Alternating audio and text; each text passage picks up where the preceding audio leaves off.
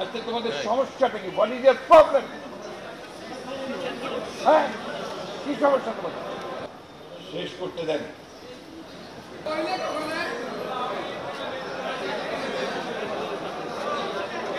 এখন আপনারা চিন্তা করেন যে আজকে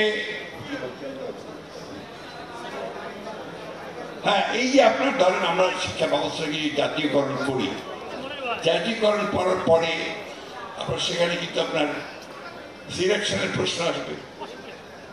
শিক্ষা স্কুল শিক্ষা প্রতিষ্ঠান সবকিছু সিলেকশনের প্রশ্ন আসবে। সেখানে যারা শিক্ষকতা করবেন তাদেরকে সেই গুণগত মান অর্জন করতে হবে, তাই কি না? তখন তো আপনারা আবার আন্দোলন করবেন যে না আমরা এই পরীক্ষা দেবো না, এটা হবে না, ওটা হবে না। এইখান থেকে বেরিয়ে আসতে হবে। অর্থাৎ আমাদেরকে নিজেদেরকে যোগ্য তৈরি করে দেশের জন্য রাষ্ট্রের জন্য কাজ করতে হবে। বন্ধুগণ, আজকে আমি আপনাদের সামনে দোয়া চাইতে চাই যে আমাদের দেশনেত্রী বেগম খালেদা জিয়া তিনি অত্যন্ত অসুস্থ। ডাক্তার সাহেবরা চেষ্টা করছেন, আমরাও চেষ্টা করছি তাকে চিকিৎসার জন্য বাইরে নিয়ে যাওয়ার জন্য। তার জন্য দোয়া করবেন। আমাদের আরেকটি ঘটনা আজকে ঘটেছে যে আমাদের দলের প্রতিষ্ঠাতা শহীদ প্রেসিডেন্ট জিয়া রহমানের সময় থেকে বদরুদ্দোজা চৌধুরী সাহেব ডাক্তার অবসরপ্রাপ্ত তিনি আজকে ইন্তেকাল করেছেন।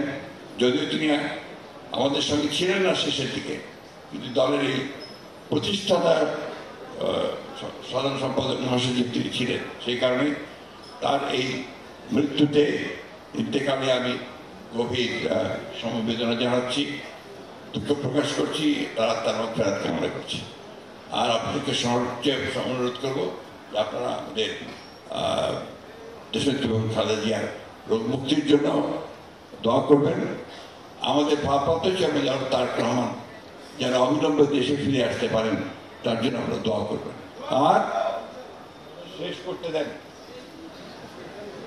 আর এই যে হাজার হাজার মানুষ যারা এই 15-16 বছর ধরে আওয়ামী লীগের পুলিশের হাতে, আওয়ামী লীগের হাতে নির্যাতিত নিপীড়িত হয়েছে, অসংখ্য মিথ্যা মামলা তৈরি হয়েছে, গায়েবী মামলা তৈরি হয়েছে, তাই না? এই মামলাগুলো যেন প্রত্যাহার হয়ে যায় তার জন্য আমাদেরকে জোর গলায় কথা বলতে হবে। এই মামলা আমার ব্যক্তিগত কারণে হয়নি, এই মামলা হয়েছে রাষ্ট্রকে সঠিক পথে নিয়ে যাওয়ার চেষ্টা করার কারণে, তাই না?